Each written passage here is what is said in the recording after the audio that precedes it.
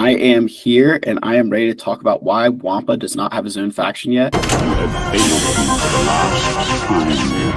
Greetings and hello there, everybody. It is NOOCH, which is I, and Gerbil, which is he, and PhatPhil with the PH, pretty hot and tempting.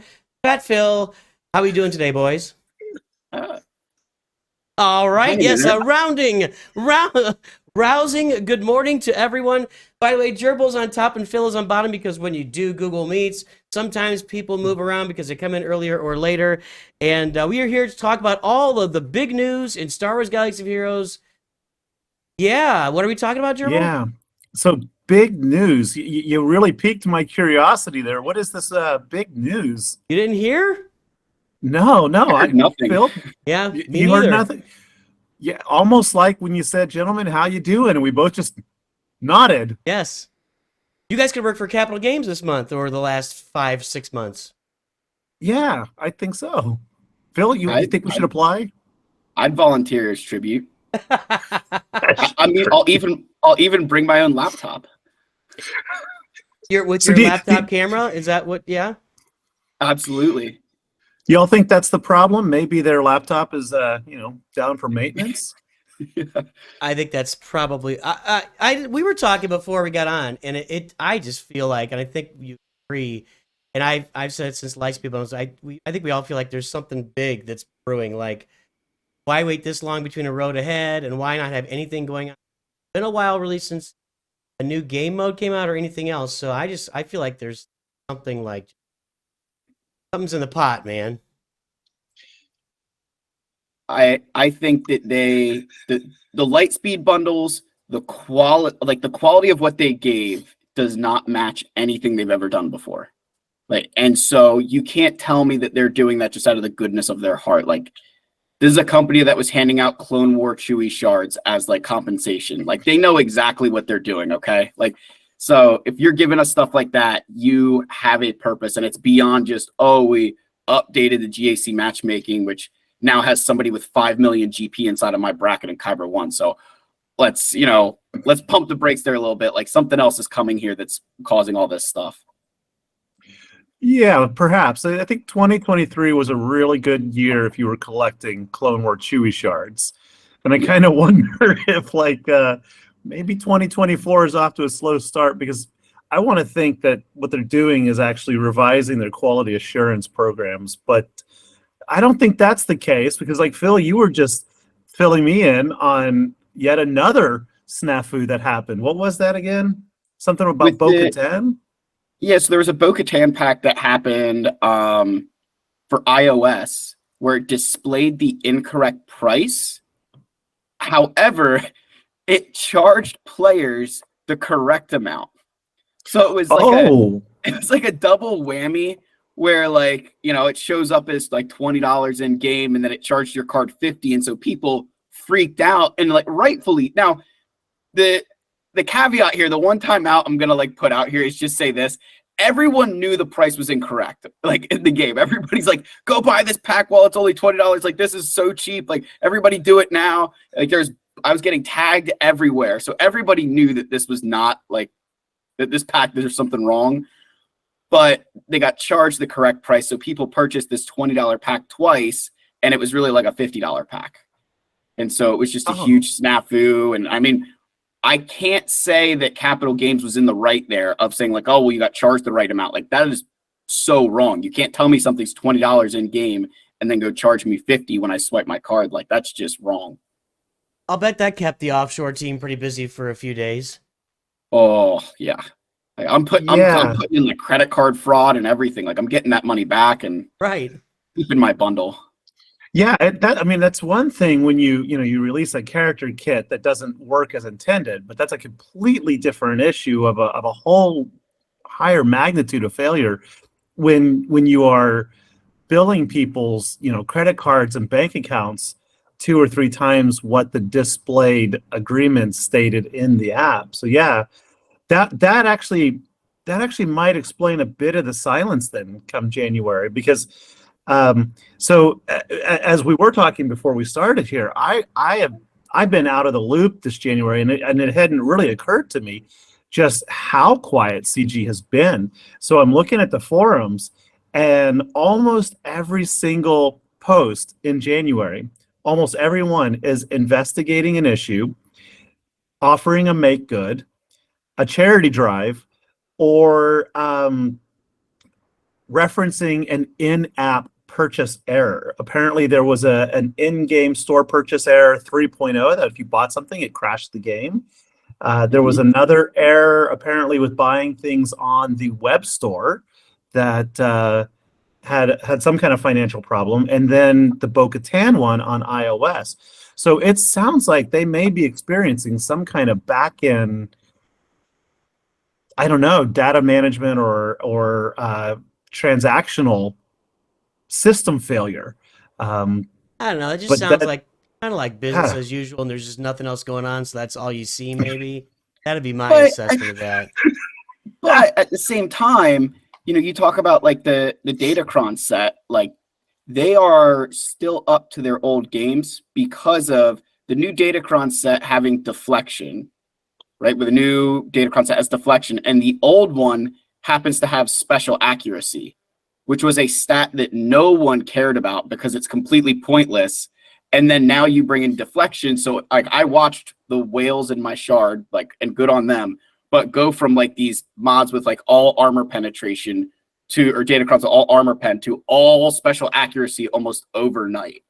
So Capital Games is still scheming up everything. I think they're just being silent because I feel like they've had some, that I think that Bo-Katan issue was that was a big problem. It's a big snafu.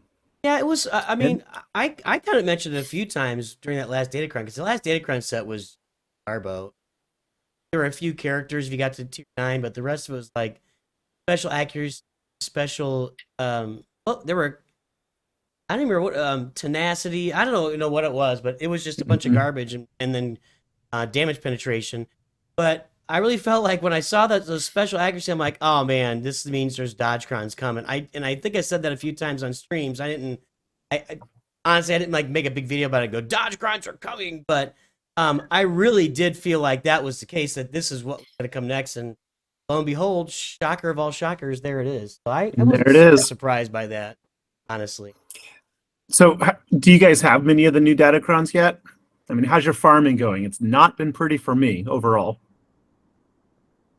I've got 7, and one of them is still level 0. I have more than you guys. We were talking before again the stream.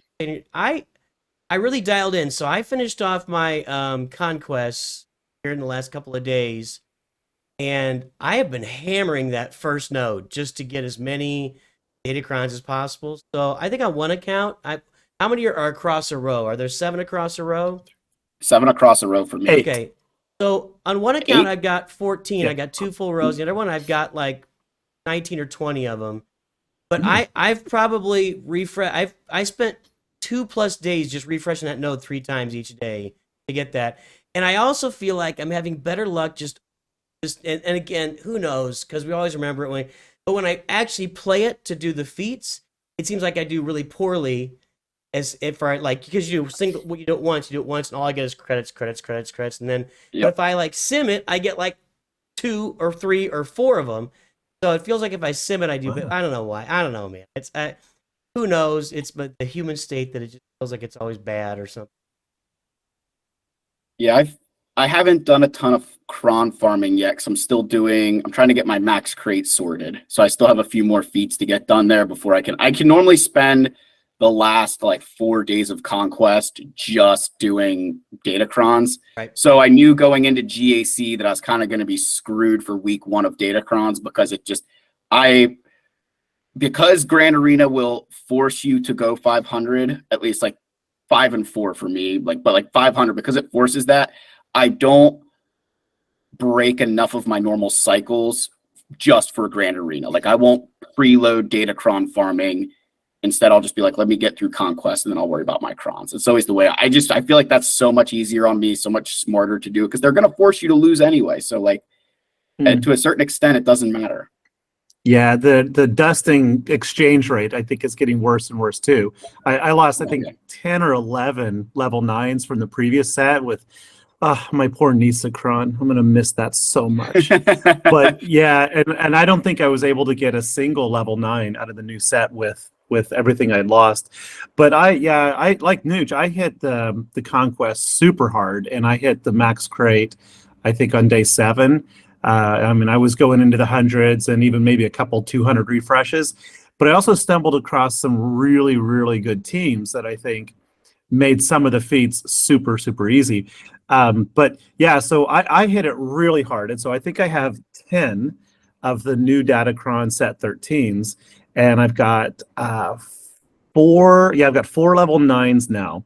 And I'm really, really debating though if I actually want any more. Because the first one I rolled, for example, I got Lando Calrissian. And I read it and I was like, well, that's a waste. Then I read it again. I was like, well, actually, hang on, this is not bad. And then I went to my Lando, next thing I know, and I'm thinking, do I want to take him to Relic 7? Do I want to put better mods on him? And I'm like, what am I thinking? No, of course I don't. But it just looks like it might be fun to play. And then the next level 9 I hit was the exact same way. I hit like Jen. And I'm like reading it. I'm like, well, it's not really good. Do I want to invest more in her? And then I realized that's like the insidiousness of these Datacrons. Yeah, I gotcha. Yeah, and so I had to back off. I'm like, okay. Let me ask you guys, are you guys both red crate guys? You get the red crate every time? Yeah, on my main account. I normally say my goal is box 6. If I have the teams to get the feats to get 7, I will, but like I will not spend more than 150 crystals a day in Conquest. Yeah, and I'm the same with 150 crystals. I'm not going to do more than the 350s, but I never get the red crate, and I don't even focus on crates. Like I'll finish the conquest and I'll do the feats that I can, and whatever crate I get. And like if I'm like 20 away from a crate, I'll find something and find a way to get there. But I really just focus on Datacron. Like I make that my Datacron farming, and since really my main farming account is my free to play account, I really don't have the opportunity to red crate anyway. Teams I'm not going to get in there, and I refuse to take Dark Trooper out of my Imperial Trooper lineup, so I'm not getting any kills with Piet and Veers. That's just. I can help with that one. Well, honestly, it's too late now. I have like 3 out of 100, and I'm not gonna spam it. So. Oh, dude, you can get like. I mean, there's like the one cheese you can do to get like all of them in one battle, but like you can farm the one Mon Mothma Datacron node for those kills. You just hammer Scarith Rebel Pathfinder. Okay, well that's not a bug. Then maybe I'll check that out. And actually, what you do if you got them, you put Piet and Veers together, right, under Veers' leadership. But then the other 3, you throw in C-3PO, Hermit Yoda, and Wad. Oh. And so what happens is C-3PO has an assist. So you target Piet, who will call Veers to assist. And then you put the Yoda's master on Piet, which calls him to attack, which calls Veers to assist. And then on Watt, you put the speed tech on Piet so that every turn he gets it. And then if you happen to get Perseverance, every time Veers assists, he attacks a second time. So you could just be like, kill. I'm going to assume this content is out there and I just didn't see it. I'm sure like Bit made a video about it or something. That team with the 3 passive units, I have not seen anybody use. All right. Yeah, I know that it works because of the way you said it. As soon as you said it, I'm like, that makes a lot of sense. But I have not seen that published anywhere. Yeah, you guarantee every kill is counting towards the feat. Well, you have assist with 3PO and assist with Hermit Yoda. Yeah.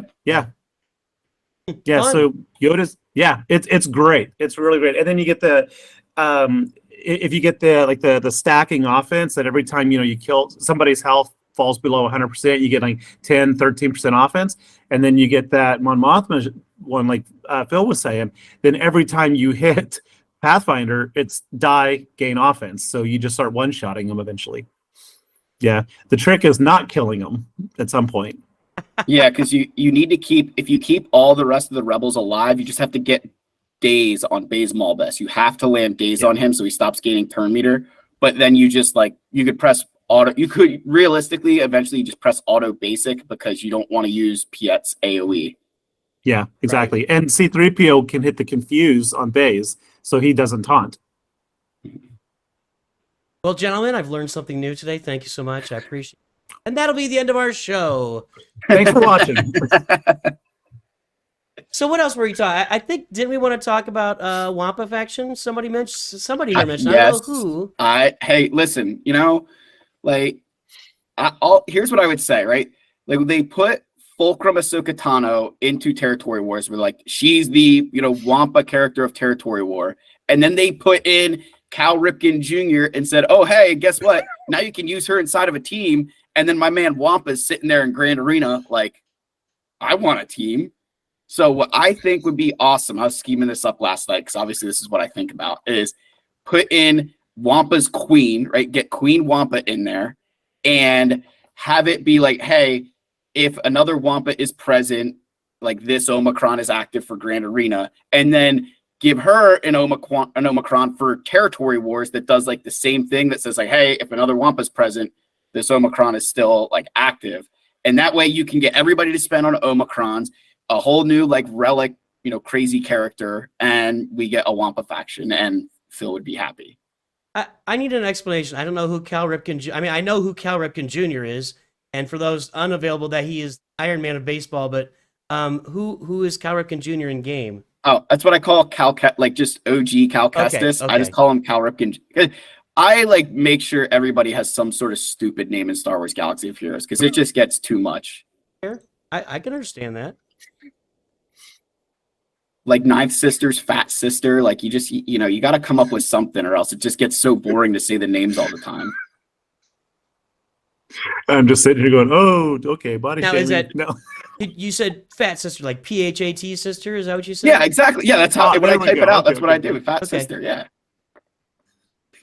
All So, right. all right. I really want to take this avenue and figure out. Okay, I have to now. Let's talk about the Wampa. So we have a Jawa faction, right? And they just really. Yeah.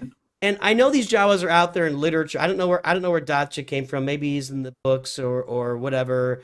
And we don't have like I think we should have an Utini, which we don't. I always felt like Utini. Yeah, which we should have one of those.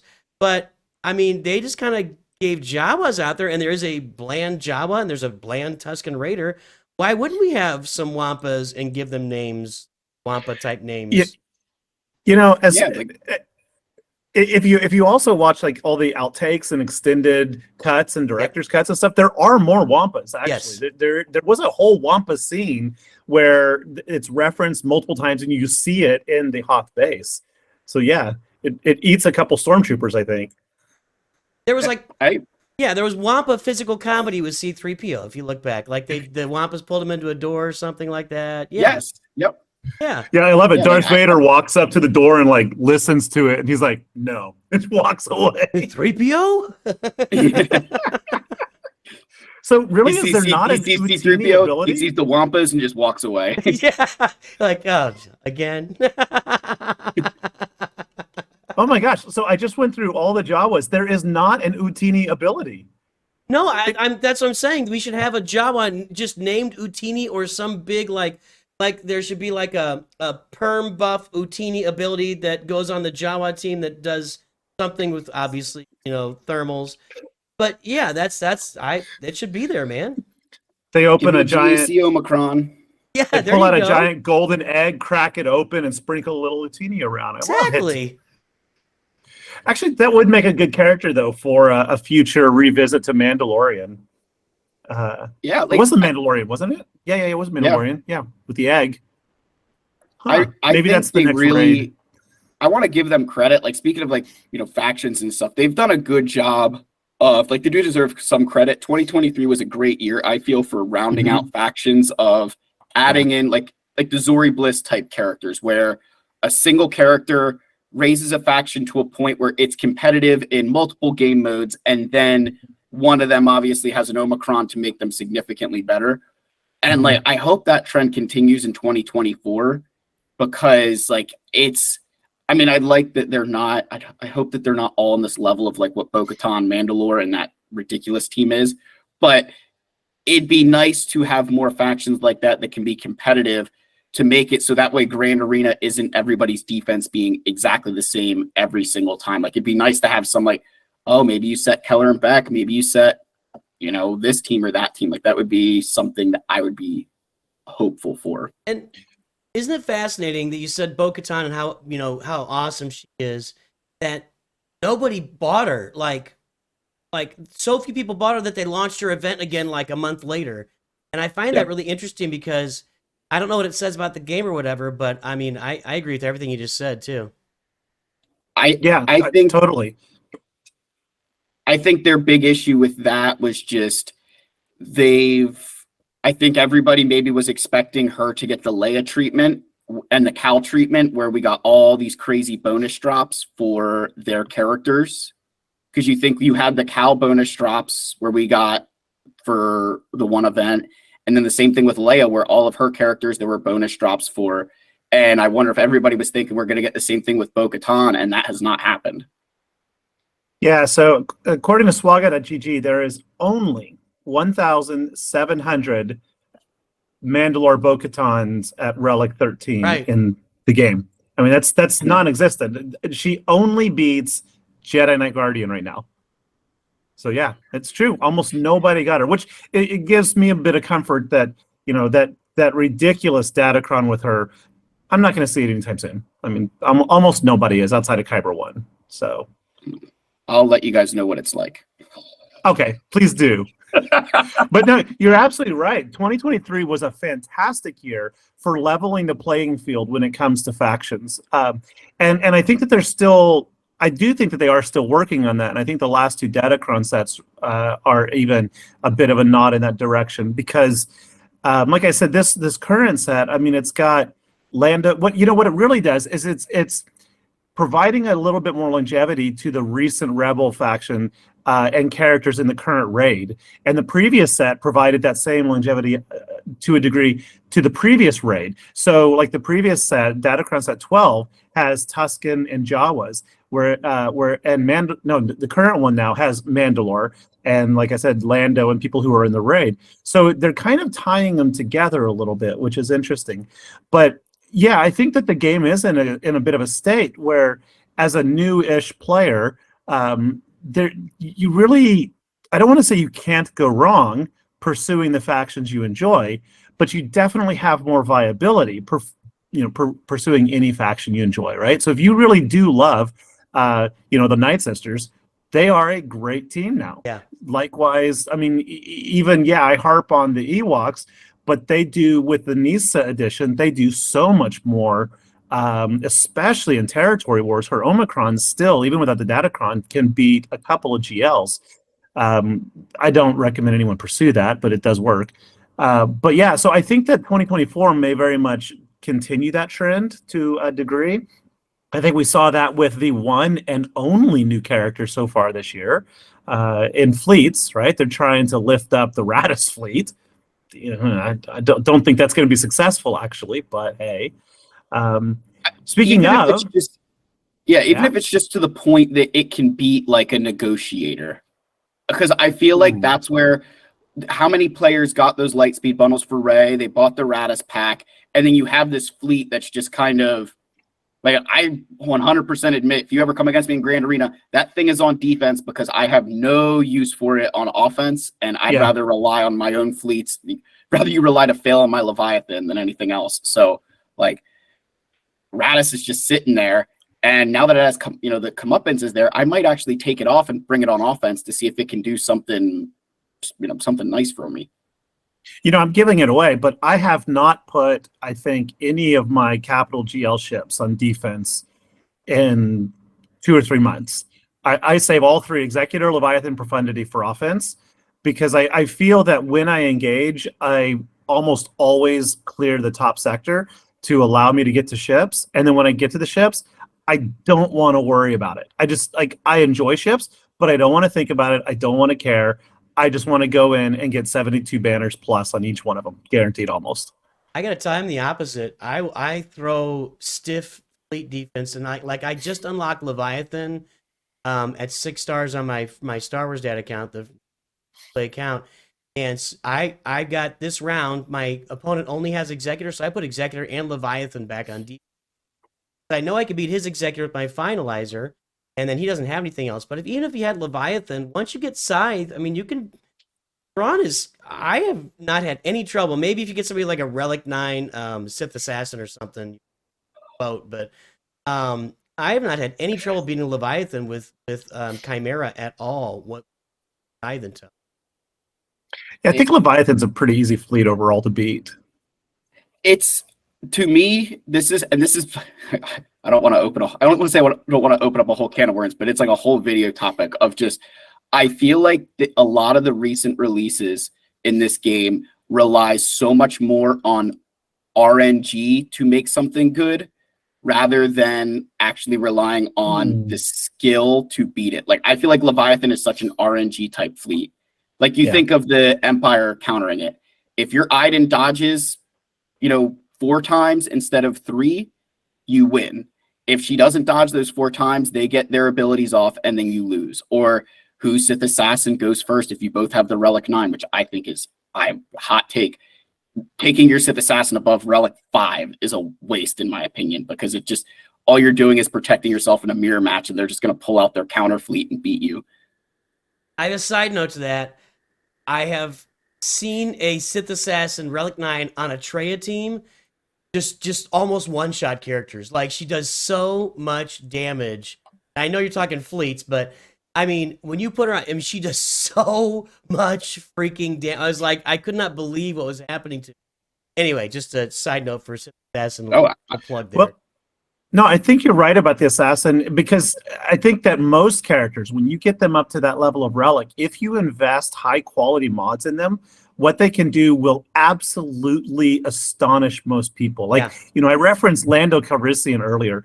With the current Datacron 13, he basically picks up Chupio's ability that he assists every time a rebel attacks. So like in 3P3, I think I actually put CLS, Chupio, and Lando on defense, because that way Chupio and Lando attack every single turn. And so if you mod him up for just excessive crit damage and crit chance, and he's actually attacking every turn, for the next 3 months, he may be an incredibly viable character. And if you took him up to Relic 9, in the right squad where he has the potential to spam that AoE, he may truly be devastating. But the thing is, most people aren't going to invest that level of mods in it. But it does make for a great trick, like a gotcha moment in GAC. And that is honestly how, like, my bears do so well. Nobody expects my bears to have the mods they do. It's kind of crazy. And so when they go in there and they just get overrun, it's like, wow, oops. Yeah. So what do we think's coming? Oh, go ahead. I was going to just piggyback on mods and say, like, I've been implementing a new strategy, particularly on like certain characters, like my Rey, where I know a lot of players are like, oh, you need to have high offense on Rey. And so and I don't know how many people know this or not, but like mod secondary stats, do we know what the 2 outside of speed? Because I know everybody loves speed, but do we know what the 2 best secondaries are in terms of how much of the stat you can get? So like any secondary stat, you can get them to a certain level. Do you know what the 2 best secondary stats are? Take it away, Nooch. What are your thoughts? All right, hit me. That's my thought. Okay. I'm going to guess. I'm going to guess it's defense percentage.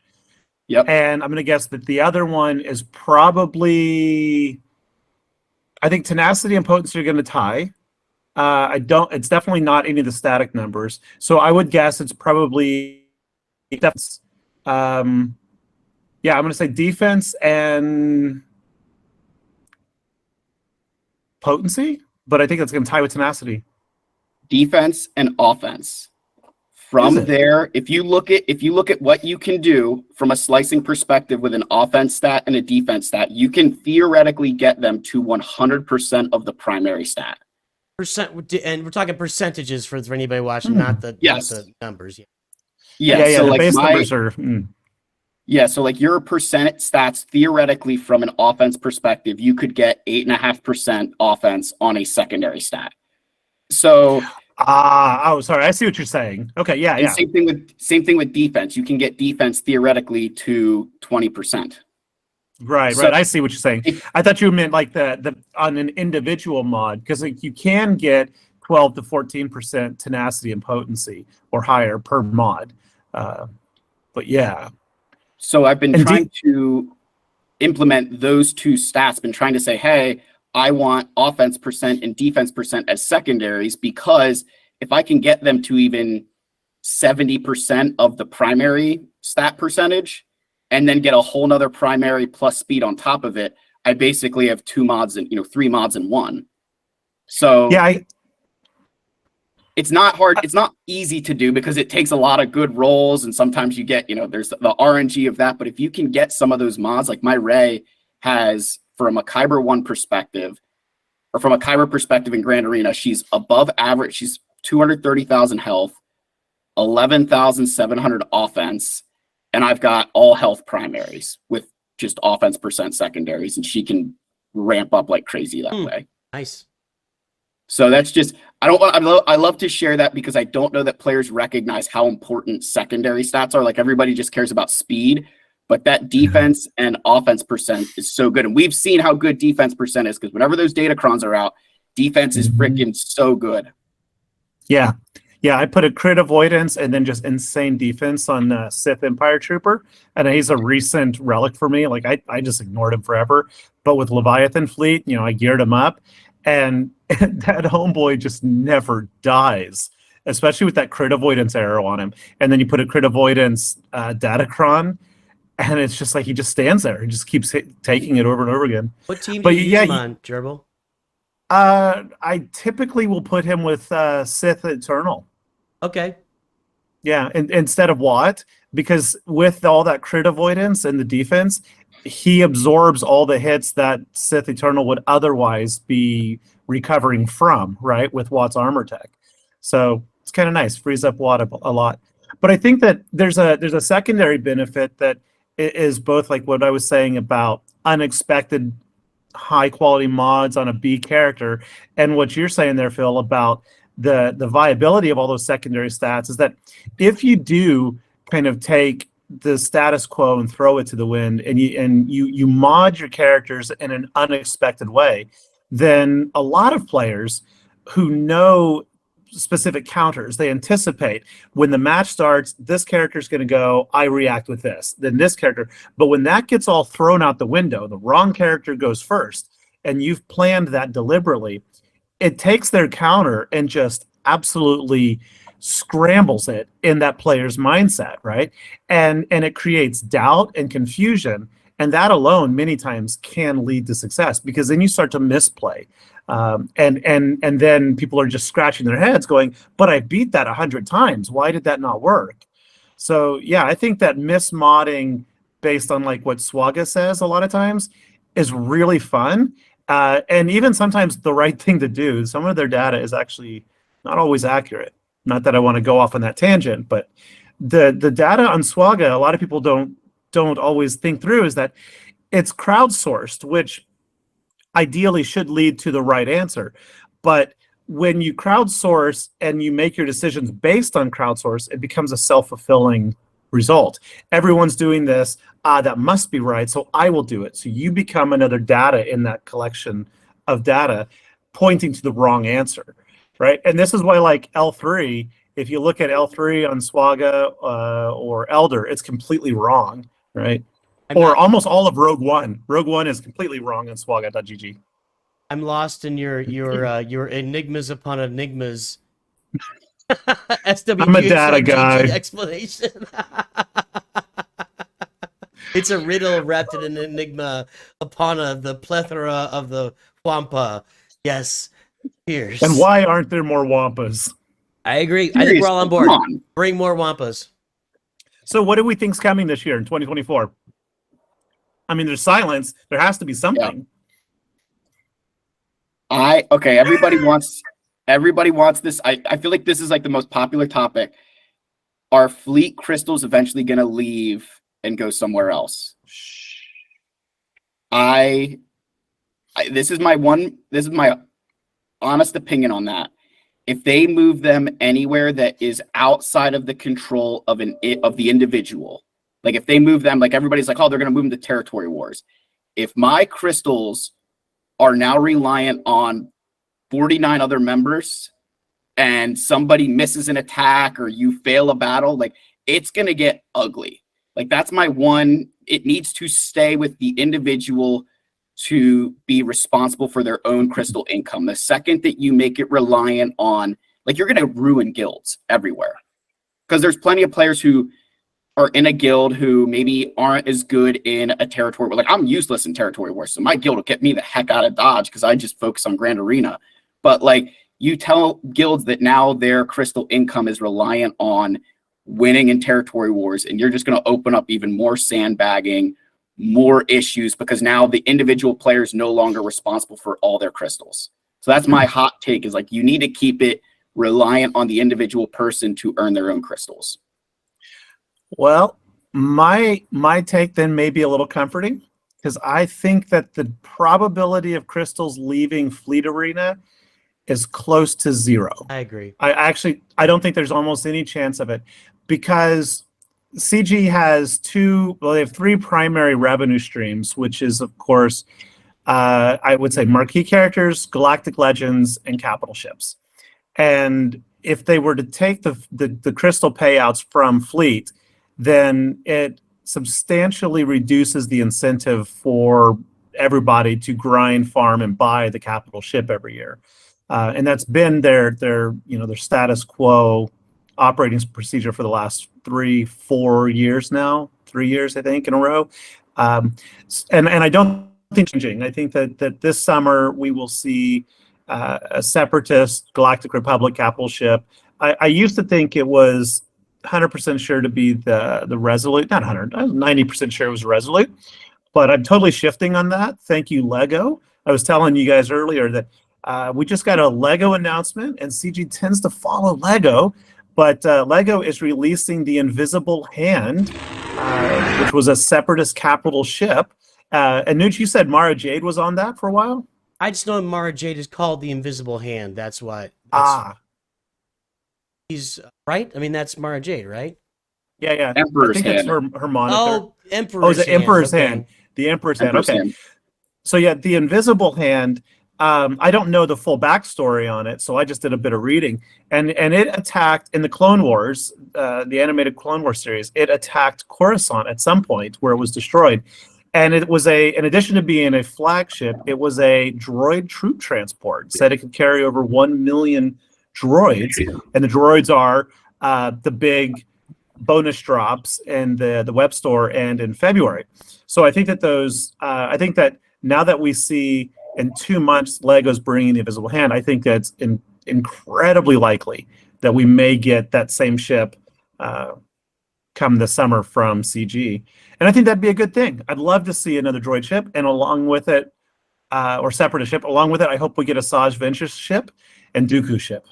That'd be great. I think the assessment of, it's a money-making enterprise for Capital Games, right? So they're I just also think that,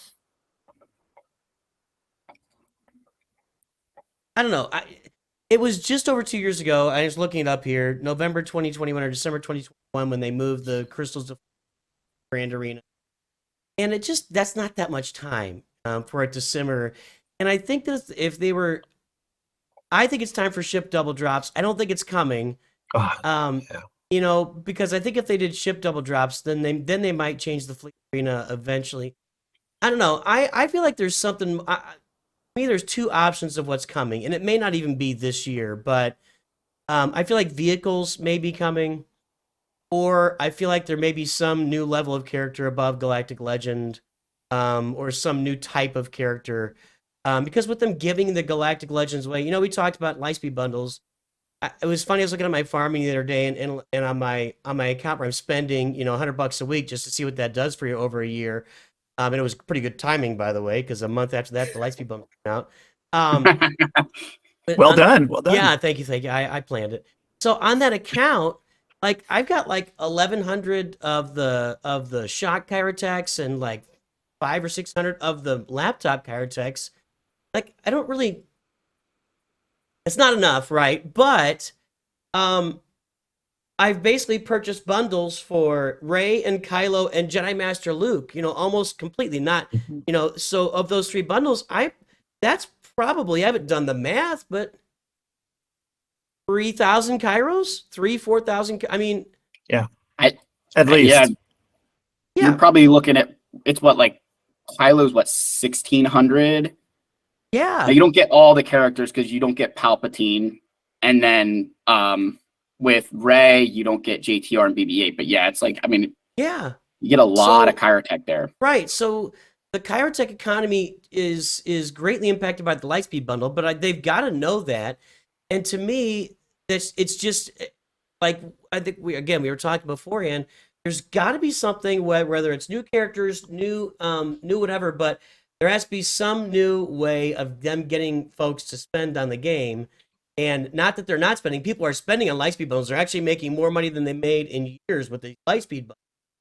But that kind of fades. They can't do these forever and ever and ever. And I don't know if they're going to keep doing it every 2 months. We have no indication that anything is coming in February. Maybe they wait till May, for the next one. I don't know, but something is coming. And they've made these Galactic Legends low hanging fruit now for folks that have $50 in their pocket. So something is coming in the game. I don't know if it'll be this year or next year. Maybe this year is the catch up year, and then next year, I don't know. Going back to something you said that I thought was interesting was you talked about how like the primary revenue stream is, the marquees, the GLs, and like your capital ships, and that like they're not going to take the crystals away from Fleet Arena because that's like a primary source of revenue. But you think before like crystals moved to Grand Arena, that was Squad Arena, and so everybody spent to get that GL or that newest GL because that was your crystal income. And then they moved it to Grand Arena, which in my opinion was a very wise decision from a money-making perspective, because before, like, and this is going back, a long time, but like, you think when Sith Eternal, before Kenobi was released, Sith Eternal would get you first place in Squad Arena every single day. Tweak the squad a little bit, and he beat Rey, he beat Jedi Master Luke, and he beat Kylo back then. So they changed it to now, hey, you can't just have Sith Eternal and get 500 crystals a day in Squad Arena. You need to have all these other teams in Grand Arena. And so would they be changing the crystal formula to say, NOOCH, you can't just have Executor and climb into first place every single day. You need to have, Phil, you can't just have Leviathan, Profundity, Executor. You need to have all these other fleets to be able to earn those crystals. That would be the one thing that I think they would try to capitalize on, is how many players in this game get that one S-tier fleet and then just piggyback on that for as long as they can in Fleet Arena. Because that's every farming guide that people do now is basically get Executor. Yeah, and so go ahead. I was just going to say, so I think with that, they're probably looking at the data and saying everybody's just getting Executor, getting 400 crystals a day in Fleet Arena. Do we need to figure out a way to stop that? Because it is very free to play accessible. If we're comparative to everything else in this game, I feel Executor is like one of the easiest farms. Yeah, I totally agree. So I got two thoughts on that. So first off, the double drops for fleets, I wholly agree that needs to happen. I also think that it's not going to happen. And the reasoning for that is that, for characters, we have over 246, I think, characters now in the game. So farming those one shard a pop it takes a lifetime to get. So double drops makes absolute sense. For fleets, while I agree we need to have it, I think CG is going to look at that and say, yeah, but there's only about 60 or 70 ships in the game. And so it's just a much smaller pool of things to farm. So they're going to keep that as a pain point for us, or a pressure point to encourage spending. Now, as far as climbing, comparing Fleet Arena to to just traditional arena, I guess, I don't see the comparison quite the same in that regard, because when you were climbing in arena, again, you had a pool of 150 or 200 or now 8 Galactic Legends potentially. And I think there's a lot more paper, rock, scissor opportunities in there. So there's less incentive to buy the newest, shiniest. Whereas the Leviathan, despite it failing to live up to CG's hype, I think that was exactly their intention, was making Leviathan completely dominant, so that if you wanted that fleet payout, you had to have the latest shiny. And I think that's why they're going to keep the crystals there, because like when Leviathan was introduced, they said that it would completely dominate. They said good luck beating it, blah blah blah. And that's when people spent and bought away, and then turned out, yeah, actually, no, it's quite beatable by a lot of things, including executor. So I think that if the next fleet comes out and they have the same rhetoric, that this fleet is going to own the boards and, good luck beating it without another one, then I think that will be the big sign that crystals are staying there. But if they say that this fleet adds to the diverse paper, rock, scissor meta, allowing you to pick and play your style in Fleet Arena, that could be some writing on the wall that the crystals are leaving to me. Well, I mean, and we talk about Leviathan. It still is at the top of Fleet Arenas, dominates the top of Fleet. Reason being, you put a Chimera out there to beat it, and that's nice, but then Chimeras, you can auto it with a bunch of other fleets. So, but you can't auto the Leviathan with a bunch of other fleets. So, but I mean, yeah, I agree with everything you just said, and so, all right, next topic. We have a final topic or next topic? I don't know. Let's see here. Speculation, Datacron, Bo-Katan, Wampas. And we've already talked about Phil's top 11 rankings of Star Wars here. So what do we do? Rank Harry Potter? I don't know. What's our backup? I can't do that. We have no backup. There is no backup plan. Hoping there's an exhaust port somewhere we can put a photon torpedo. Proton? Is it proton or photon? Proton. No, Yeah, what is Proton. it? Yeah, Photon is Star Trek. Yeah, right. but I can't ever keep it straight. Sorry. I love Star Trek. Oh yeah, me too. Let's not go there. All right, good. I've never seen a single episode of Star Trek. What? Really? Sincerely. That's too bad. Interesting. Yeah, no. I had a really, really great conversation with ChatGPT about Star Trek, comparing, contrasting to Star Wars. Yeah, see, Hold on. I am weird. No. Yeah. No. Okay. The first sentence, I had a really interesting conversation with ChatGPT. Okay, have you guys not used it yet? Well, I used it for I did some goofy stuff I don't know, a while ago, I had to do a Galaxy Heroes farming guide is what I did. So I did it gave me the first 10 teams of farm and it was fun to look at, but I don't generally have conversations with it. I feel like you're encouraging the AI to become sentient is what I think. Yeah, I feel like you're pushing the AI forward. And pretty soon we're all going to just be our slaves of our AI overlords, and we'll be at the solar plants making sure the AI has enough energy to feed itself. All right, so when iRobot starts happening in real life, I'm blaming you, Gerbil. Right. Oh, please do. With this thing.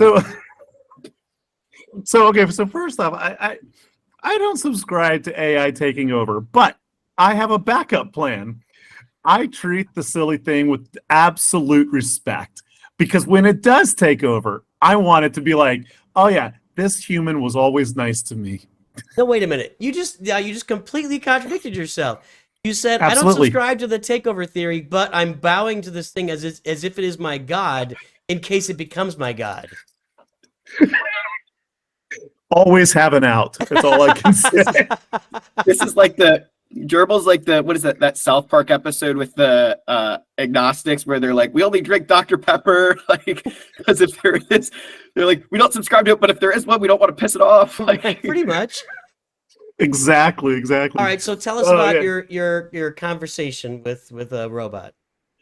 Oh, well, it was just interesting. I asked it. I was curious. I was like, so are you familiar with the franchise of Star Wars, Star Trek? And it gave me a really, really great little concise summary of the two franchises. And I was like, interesting. So which one do you like more? And it was like, well, I'm an AI. I don't have any personality or whatever. And I was like, okay, fine. What's the difference between them? And it was like, and it basically said, oh, Star Trek blows stuff, or Star Wars blows stuff up. Star Trek debates philosophy. And I was like, oh, it's actually quite true. But yeah. Speaking of, real quick, NOOCH, you just inspired me there. So I asked it, I just asked it the simple prompt, what are the 10 best characters in SWGOH? Okay, let's hear it. No other background. Wait, It didn't define what that is. We should have. This is I should guess these. This is your guys' backup. Yeah, let's guess them. All right, let's do it. Let's start at number 10. So according to SWGOH, number 10. What? No, we got to guess. We got to guess. Wow. Yeah. Okay, Number 10, guys. Well, It's hard. So, so Is it- the, are there? the straight question is what are the 10 best characters in SWGH, right? Right. And I did not give it any clarification to anything. So okay, so we got to go with a non-GL here, right? I wouldn't say that, but I do know now. Do you pay for ChatGPT or do you have the free version? Because that is a little bit lagging in dates. Do you pay for it? Yeah, this is ChatGPT 4. So So it has access to the full web. Now, Okay. with that said, go ahead. Yeah. I'm all right. I'm gonna go with number 10 as I don't even know. So random. Commander Luke Skywalker. I'm gonna say Jedi Knight Luke. Interesting. It said Emperor Palpatine. No. No. It makes a good point though. It says especially effective in leadership roles with Sith and Empire teams. Powerful crowd control. Or Starkiller team. He does have powerful crowd control. But it is like control. you can argue, you say, well, yeah, Starkiller or Mara Jade are so much better. Well, as an individual character. But you take Palpatine out of the leadership and that team is worthless. So yeah. That's probably, I'm assuming it's counting the Juhani Kron and Starkiller Krons as part of like that Emperor Palpatine team. Like I'm assuming asterisk. I'm assuming it's pulling random internet messages and just making a random. That's what I'm expecting. It's not that smart. So No. so Palpatine's 10. I'll tell you what. How about we both name 10 characters? Let's do it that way instead of Name your top 10. Okay, so I'm gonna go with well the 10 I think it's gonna do. I'm gonna say Jedi Master Kenobi. We already got Palpatine. I'm gonna say that CLS and Jedi Knight Luke are in there. I'm gonna say Jabba's in there. I'm gonna go with Darth Malgus, Darth Revan. I'm gonna say Jedi Knight Revan because I think it's just gonna have it in there for popularity purpose.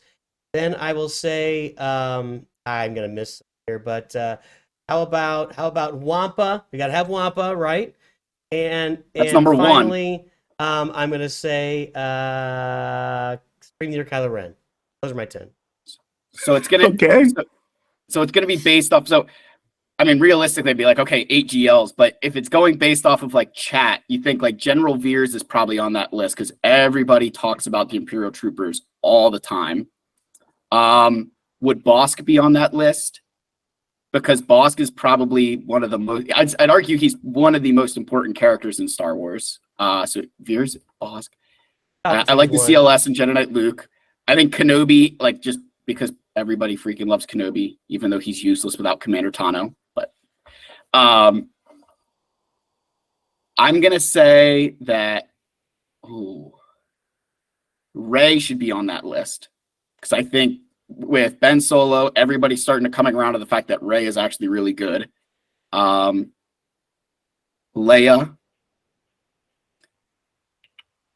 Give me You have a finger Reva, for Palpatine because he's already in there. Palpatine, and then give me Wampa at number 1. I'm on board. All right. So I'm reading the longer response it gave me, and it is telling me that it's scraped the information from a wide range of sources, and it's considering the characters based on a diverse set of game mode performance. These are excuses ChatGPT's making for sucking is what's happening right now. Okay, so it's got it in top 10 reverse order. Number 10, Palpatine. Number 9, Gas. I can buy that one. Number 8, Grand Admiral Thrawn. Of course. See, it's dated. I'm telling you, it's dated. It's dated. That's it's like looking for the 3-4 popular years old. posts. Yeah. Right. Number 7, Padme. Number 6, Malik. Number 5, Jedi Training Rey. Dated. Number 4, Supreme Leader Kylo Ren. Number 3, Jedi Knight Luke. Number 2, General Skywalker. That's and gas. number 1. Twice. This is like AI drawing fingers when your fingers are all mangled and there's 12 of them on each hand and you're like, Yes. I feel number 1, Darth Revan. All right, I So- feel pretty good that AI can't take over the world if it doesn't know what the best characters and Well, stuff. I No. find it interesting that obviously came out. It's obviously counting in Supreme Leader Kylo Ren, so it's dated. Mhm. But Jedi Training Rey was not on that list when Supreme Leader Kylo Ren even came out. She was not top 10 at the time. Mm-mm. So that's interesting. That's fun though. That's fun. That's so weird. Yeah, it's Ugh. really awesome what this app can do and what it cannot do.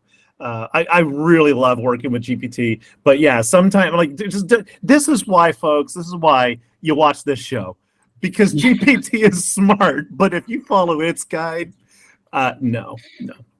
I think you No. watched the show to learn that Gerbil is fueling the AI the world takeover. So now that we know Hey, this is that, where I get all my vids from. I'm like, Any- do you GPT, guys what do have we, what's any, my next vid? I'm gonna have to get the boy to school. You guys got any parting words for us today? I oftentimes am called like a CG defender because I just actually have the take that like sometimes CG actually does things good. Give them some time, and hopefully what they're trying to do, I like to try to stay positive. Sorry, my dogs are fighting. Please give them time to create something that's good for the game. That's my one thing. I feel like a lot of their changes recently have been good. Like the new raid system is much better than the old one. I feel like the Grand Arena matchmaking, they're trying, obviously not working completely, but give them time and hopefully they're going to come up with something that's going to continue to make this game better. So just, be patient, continue to be patient. All right, so I just asked ChatGPT to give me some Star Wars parting words.